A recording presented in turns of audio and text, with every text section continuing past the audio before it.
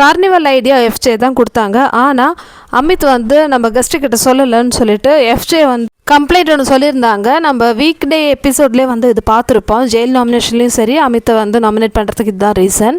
So இதை பற்றி உங்களோட ஒப்பீனியன் என்னன்னு சொல்லுங்கள். ஆக்சுவலி எஃப்ஜே சொன்னது கரெக்ட் தான். இந்த விஷயத்தில் வந்த கெஸ்ட் பிரியங்கா, தீபக் அண்ட் மஞ்சரி பாராட்டினாங்க. கார்னிவல்லாம் வந்து மேனேஜர் அமித் வந்து சூப்பராக வந்து பண்ணியிருந்தாங்க. ஏன்னா என்டர்டெயின்மெண்ட் மேனேஜர் தானே அவர். இந்த மாதிரி அப்ரிஷியேட் பண்ணும்போது அமித் ஒரு வார்த்தை சொல்லியிருக்கலாம், எஃப்ஜே தான் வந்து இதுக்கு ஐடியா கொடுத்தாங்கன்னு சொல்லி. இந்த விஷயம் சொல்லாது தப்பு தான். ஸோ அடுத்தது நம்ம அரோரா வந்து சொல்கிறாங்க, எஃப்ஜேயோட ஆக்ட் நல்லா இருந்தது, பிரியங்கா மேடமே சொல்லியிருந்தாங்க, ஆனால் அது பண்ண வேணான்னு சொன்னதே வந்து அமித் தான் சொல்லிட்டு அமித் மேலே வந்து ஒரு அக்யூசேஷன் வைக்கிறாங்க. ஸோ அதுக்கு வந்து அமித் சொல்கிறாங்க, அது சொன்னதே வந்து தீபக் சார் தான் வந்து இது மாதிரி சொல்லியிருக்காரு, கொஞ்சம் கம்மி பண்ண சொல்லுங்கன்னு சொல்லிட்டு. அப்படியா தீபக் சொன்னாரான்னு கேட்கும்போது அமித் வந்து ஆமாம் சார் தீபக் கண்டிப்பாக சொல்லியிருந்தாங்க. சரி அப்போ நம்ம தீபக் கிட்ட கேட்டுடலாமான்னு சொல்லிட்டு விஜிஎஸ் கேட்குறாங்க.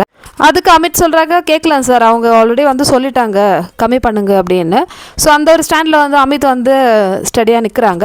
ஸோ அப்போ தான் வந்து திடீர்னு ஒரு குறும்படம் மாதிரி நம்ம தீபக் வந்து வர்றாங்க. எனக்கு தெரிஞ்சு தீபக் வந்து கொஞ்சம் கம்மி பண்ணுங்க அந்த ஒரு வேர்டு யூஸ் பண்ண மாதிரி என்னோட ஞாபகத்தில் இருக்குது. உங்களோட ஒப்பீனியன் சொல்லுங்கள் மக்களே. என்னவா இருந்தாலும் இது வந்து ஒரு ப்ரமோவில் போட்டு பேசுகிற அளவுக்கு ஒரு பெரிய விஷயம் இல்லைன்னு சொல்ல. எஃப்ஜேயோட விஷயம் ஓகே, அதை நான் ஒத்துக்கிறேன். ஏன்னா கார்னிவல் ஐடியா வந்து எஃப்ஜே கொடுத்துருக்காங்க, அமித் வந்து அது ஓப்பனாக சொல்லலை. அந்த ஒரு விஷயத்தோடு நிறுத்திருக்கலாம். இதுக்கு தேவையில்லாமல் வந்து தீபக் ஸ்டேஜில் வர வச்சு இப்போ தீபக் வந்து என்ன பேச போகிறாருன்னு சொல்லிட்டு நமக்கு தெரியாது.